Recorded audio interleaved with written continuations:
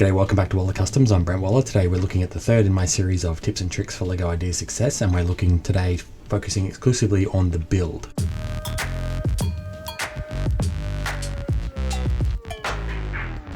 So out of all the elements in my LEGO ideas equation, the idea, the build, the presentation, and the promotion, the build is probably the most difficult to give advice for because it's probably the most nuanced. It's not just a case of make a good build.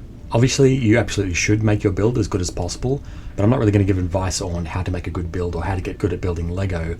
Otherwise, this is going to be the longest series since the Lord of the Rings extended trilogy. We must move on. We cannot linger. There are a lot of subtle elements that come into play when talking about your LEGO ideas build. Composition, use of color, proportions, the amount of detail that you're balancing, the stability, the functionality, the playability, all of these things are core principles of art and product design. I've developed a lot of these skills myself through 10 plus years now of building Lego MOCs and creating with Lego, and some of these skills I've absorbed through osmosis in my career as a video game artist. You may have some of these skills already, but if you feel like your skills aren't matching your ambition, that's okay as well. You can get there through practice and determination, and there are several ways you can do that. You can do it! There are a bunch of resources freely available on the internet already to help you improve your building skills. There's websites like The New Elementary, which has got a library and a catalogue, I guess, of new pieces that come out through Lego. And each time a new piece is out, what they usually do is little build challenges where they'll use those new pieces in new and interesting ways. And by just following that website and reading through it, you can get some new ideas for ways to use both old pieces and new pieces. And similarly, Tips and Bricks, which is also on Facebook and Instagram, they take interesting builders throughout the world and they'll break down some of the cool and interesting builds they've done and techniques they've used on how to create those builds. So if you start following websites like that, you can learn a lot through absorbing what other people have done with Lego, and maybe you can take some of those ideas into your own builds. And one of the best pieces of advice I can give to anyone who wants to learn how to transition from just building sets to going into building MOCs is, this is one thing I did myself when I first got back into Lego as an adult and I was trying to get the feel for Lego again after many years of being in my dark ages. I took existing Lego sets that I owned, took them apart, and I tried to build different things with those Lego pieces and exclusively only those Lego pieces, and that taught me to working within a budget and also using pieces in a way they weren't really intended to, and trying to think outside the box, no pun intended, for creating something different from a Lego set. And I think that's the first step most people should take if they're trying to make that transition. And if you really don't think your skills are up to scratch for representing your idea, there's another avenue you can take through Lego Ideas where you can collaborate with other people on a project. So perhaps you might find another builder who can fill the gaps in your skills of a builder to represent your idea more wholly. And there's also been several approved projects already on Lego Ideas where a group of people have joined together to make a project rather than just one. Even myself, I had an idea for a solar system orrery that had accurate relative rotations around the planets around the solar system, so they're each relative to each other, relative to the real solar system. I worked it out on paper that the math would work, all the gearings could work, but my inexperience with Technic just meant I couldn't do it. I tried multiple times, I tried all I could to try and get this thing built, and I just couldn't figure out how to do it. And I was ready to give up, and I mentioned it to a local Lego user group member here in Brisbane, and he's a Technic expert, and he said, why don't we join together and we can work together to try and get this thing made. And he works solely on the technical side of getting it to work and get the rotations working, making it all physically work and accurate. And I worked on the aesthetics and the promotion. And together we submitted that to Lego Ideas. It reached 10,000 votes and it's currently under review. And time will tell whether that solar system project will be approved. But that goes to show that even with my experience with Lego Ghostbusters and Lego Seinfeld and numerous other Lego Ideas projects that were not approved, there's still a gap in my skill level where I felt I need to reach out to someone else to try and fill that gap. So don't be afraid and don't be too proud to reach out to other people. And while I'm on the topic of collaborating, you can't take someone else's design. If someone's put out instructions or images of something, you can't just copy someone else's design and pass it off as your own on Lego Ideas. You have to get permission from the other person, usually in writing, so that you can collaborate, and that usually means them being a partner in your project rather than just palming off permission to you. And even if you don't want to team up with someone and you feel like your build isn't quite 100% of what it could be, don't fret too much. It is part of the multiplication that we've talked about, and it is ideal that you get the most out of it, but it's not necessary that you get the most out of it. If your idea comes through strongly enough through that build and it's represented enough, that may be enough to get you to that 10,000 votes and possibly be approved. There have been some projects that have been, not amazing builds, but the core concepts and the ideas behind them just got them through to that 10K and got them approved because the core fundamentals of the idea was being represented wholly within that build. So with your build, you have the option of creating it either physically, completely out of real Lego pieces, or making it completely digitally. I've used both, and there's no real best way of doing it. Both have their strengths and weaknesses. With a physical build, it's much easier to physically get a handle on whether it's structurally sound and strong, and if it's got movement functionalities or some sort of technic ability. It's much easier to just build it with your hands and iterate really quickly and test really quickly with your hands, as opposed to doing it on a computer and not quite knowing whether it's going to work correctly. But with a physical build, you're somewhat limited in only being able to use pieces that are have been in the past or currently being produced by Lego. And with a physical build, you're kind of limited to the pieces you have in your own collection and what's available, or what's available on Bricklink if you're willing to go out and buy parts to facilitate making your Lego Ideas build. And with a digital build, you're not quite as limited. You don't have to stick to just what you've got in your own collection or just pieces that Lego have produced in certain colors. You can recolor any piece to be any color you like. And in regards to characters, you can create decals and stickers digitally, essentially, and then apply them to certain things if you need that for characters or signs or whatever in your project. And I've used both myself in multiple Lego Ideas projects.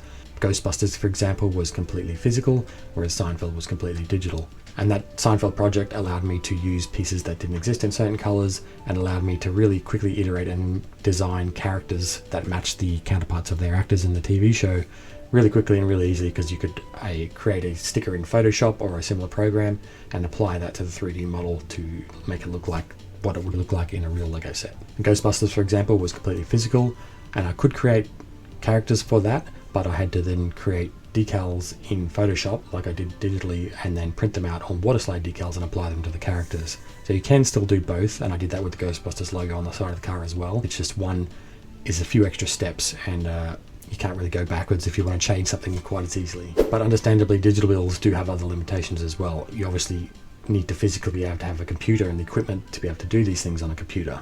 And on top of that, if you don't already know how, you have to learn the skills of how to use Lego Digital Designer or Bricklink Studio or many other programs you can use to build digitally online with Lego. But I will say up front, I don't think you should use the lack of a skill in a certain program as a barrier to you submitting something on Lego Ideas. Apart from physically not having the equipment, there's literally no reason you can't learn these things. There's multiple avenues for educating yourselves through YouTube and other resources online for all of these programs. And Photoshop, there are multiple alternatives that are free instead of Photoshop that you can use to do the same kind of thing. And using myself as an example, there are some skills and software I didn't know before I started some of my Lego Ideas projects. Seinfeld, for example, was the first case of me learning how to use a online Lego building platform called Mechabricks, and then taking that into Blender, where I was then rendering those images to look photorealistic. And I'd never known how to do any of that stuff before I did that Seinfeld project. And Bricklink Studio, for example, I didn't know how to use that initially, and it wasn't until I was forced to use it for the Bricklink Designer program for my calendar that I taught myself how to use it fully and got really adept at it. And then I subsequently went off to use that for my Solar System Ori that I mentioned earlier. But regardless of whether your build is digital or physical, there are a few benchmarks you need to try and hit with your projects through your build. So it goes back to your idea. Before you even lay any bricks down, have a really hard think about what your idea is and how your build is representing that idea. Is your idea getting diluted by the build, or is your idea not fully represented through your build?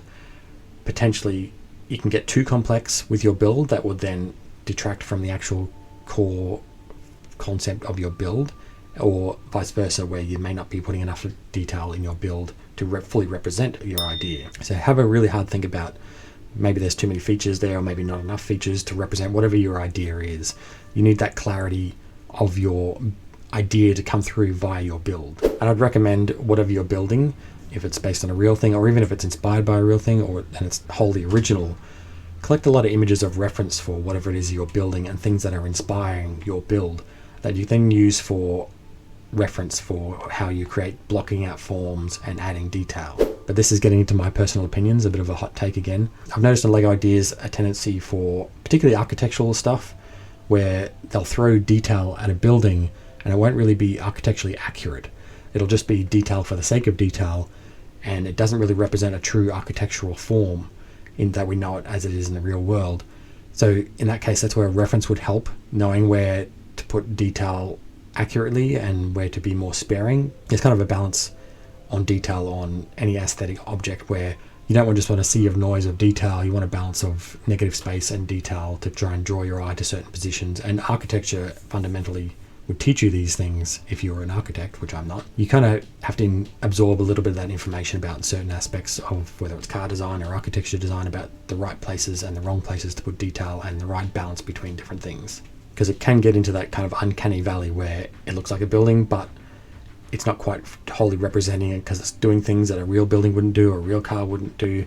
So just think about that. If it's not being formed by real examples or inspired by real examples, it may come off as just detail for the sake of detail. Ideally, your build needs to be as structurally sound as possible. This isn't a set in stone fact that it needs to be like this. I just feel like if your project gets to 10,000 votes and it goes under review by LEGO, even if it gets produced, it'll go under redesign process by a team at LEGO. But if you can minimize the risks associated with approving your idea and know that at least 99% of your project is buildable or functional in a certain way, that then there's one less risk for LEGO to worry about when it comes to being approved. You can have something that may fall apart and it may still get approved, but I just think anything like that where you can reduce any risk or question in LEGO's mind when it comes to the approval process, I think you should go that extra step. So before I get to things that should be avoided, I'll again say read the rules on the LEGO Ideas website. It's that time of the video again. So the first thing to avoid is you cannot come up with a new part on LEGO Ideas. It has to be an existing piece that has either been in production in the past or is currently in production. LEGO can decide if they want to introduce a new piece on their side if your project is approved, but that's kind of up to them. We've seen it before with LEGO Winnie the Pooh, LEGO Sesame Street. We've got new molds for all those characters, and even Seinfeld had a new hairpiece for Jerry that was created. But I myself as a LEGO creator had nothing to do with that decision. I didn't spur that decision on my side. Once it was approved, that was something they came up with internally on their side. Another thing is LEGO seems to have phased out chrome parts completely. I think the only one we've got now is the ring for Lord of the Rings. So if your build relies on an abundance of chrome parts to really sell your project visually, and it would look really dull or boring without it, I think it's going to have a hard time getting approved because LEGO is probably not going to go through the process of getting parts chromed anymore. They may use the new lacquer technique instead if it's still going to sell what your idea is visually. But if you're relying on a lot of chrome parts to sell your project, I don't think that's going to go very well for you when it comes to the approval process. And similarly, parts that aren't in production anymore, that have been phased out over the years, maybe a 20-year-old piece that's no longer in production, I think it's fine to use those in your project, but I wouldn't use an overabundance of them. So for example, if you're using Bionicle or Fabuland or one of these older lines that has been discontinued and you're using 10, 20, 30 of these pieces in your LEGO Ideas project, and you need those pieces to be able to sell your project and convey your idea through that build, that's probably going to come at a cost when it comes to getting your project approved, because if LEGO needs to rely on 10, 20 new pieces coming out of the factory again that haven't been produced for 20 years, that perhaps they don't have the molds for anymore, it's not going to be a good sign when it comes to getting approved again. A few years ago, I would have said avoid putting motors in your LEGO Ideas set, but we've since seen the piano and it looks like the lighthouse will probably come with a motor as well. So I don't think you should avoid it quite as much anymore, but just be sure that when you do use a motor, it's actually imperative. Wherever possible, if you can, have it optional as a crank feature, because adding a motor to the cost of your LEGO Ideas set is probably going to be an extra hurdle for getting approval. So if you can avoid that where you can, or if you do have a motor in your set, make sure it's reliant on the functionality being married up with your idea, so that the idea and the functionality are kind of intertwined and necessary for your project to be approved. I think that just about wraps it up for covering the build. It is the most difficult for me to cover, to be honest, because it is somewhat intangible when it comes to the build. It's somewhat subjective and not quite as clear cut as do good build, make LEGO Idea set. It's a little bit more nuanced than that, and I hope you've seen that through this process. But more importantly, I think it's the build is the conduit through which your idea is carried through to the audience. And that is more imperative later on when it comes to the presentation and promotion, because you're using that build as the presentation and promotion. But I'm going to wrap it up now. That's enough about talking about builds. We're going to do the presentation in the next video. So I'll see you next time. Thanks for watching.